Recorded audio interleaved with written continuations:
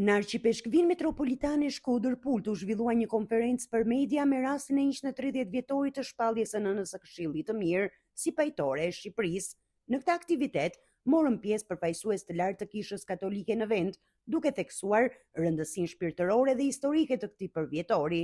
Imzot Giovanni Peragine, arqipeshkëvi Shkodër Pultit, theksoi se ky përvjetor është një moment i veçantë për besimtarët dhe gjithë Shqipërinë, duke rikthyer në qendër të vëmendjes një nga figurat më të dashura të devocionit katolik. Viti jubilar që na përket ne si kishë në Shqipëri, sigurisht është një hir prej Zotit. Atëherë qëllimi është që të gjithë si kishë mund të vazhdojmë në rritjen shpirtërore, në devotshmëri ndaj Zojës së bekuar, dhe sigurisht mund të hapë edhe një horizont të reja për të ardhmen e kishës dhe shoqërisë shqiptare. Dom Artur Jaku, rektori i Kishës së Nënës së Këshillit të Mirë, e njohur si Kisha e Zojës së Shkodrës, u ndal te roli kësaj figure në traditën dhe devocionin popullor ndër vite, duke e cilësuar si një simbol i besimit dhe përkushtimit fetar në komunitetin shqiptar. Edhe gjëja e parë që kena dëshirë për ta prezantuar për publikun është pikërisht logoja. Në sfond, logoja, nëse ju e shihni me kujdes, është një formë rrethi që simbolizon edhe globin, po thënë botën, por në atë kohë edhe si mesazh shpirtëror për gjithë Shqipërinë në rastin konkret. Edhe ka disa detaje interesante janë numri 130, edhe po thënë zeroja është Zoja e Këshillit Mirë, që është zemra në thelb edhe e kremtimit të këtij viti jubilar. Keni edhe 3 viza që janë 3 lumejt, simbolizojnë 3 lumejt, sepse ju dini që Kisha e Zojës edhe kalaja janë të rrethuar mes 3 lumejve, edhe një farë mënyre është edhe viti, brenda është edhe viti i shpalljes 130 vjetori i shpalljes së Nënës së Këshillit Mirë. Gjë kena dashur që për të bashkuar elementin shpirtëror, elementin artistik, por edhe elementin historik të logos.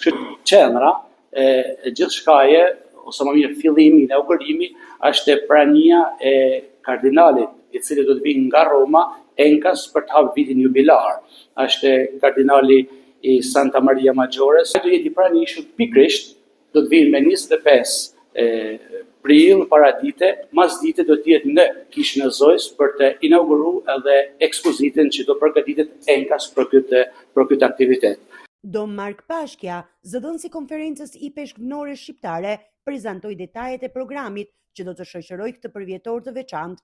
Ai bëri të ditur se viti jubilar do të nisë më 25 prill dhe do të zgjasë për një vit me një seri aktivitetesh liturgjike, kulturore dhe pelegrinazhe, duke krijuar mundësi për besimtarët dhe vizitorët që të bashkohen në kremtime dhe devocion. Eventi i 130 vjetorit të shpalljes së Zojës së Këshillit Mirë si pajtore që janë të angazhuar dhe është një prej eventeve kryesore të këtij viti për konferencën i peshqpunëtorëve të Shqipërisë, por jo vetëm.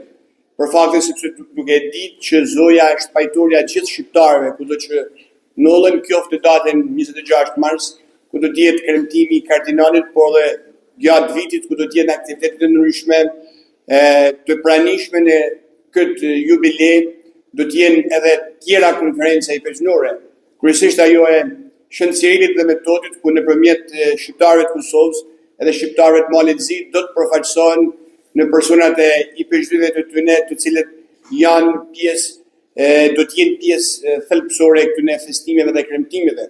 Po ashtu një prani të madhe do të ketë edhe diaspora shqiptare, duke filluar nga Evropa, Shtetet e Bashkuara të Amerikës dhe në të gjitha vendet ku janë shqiptarë të cilët flasin gjuhën shqipe dhe trashëgojnë fenë katolike të këtij vendi. Do të jetë një kremtim që do të shtrehet në disa fusha.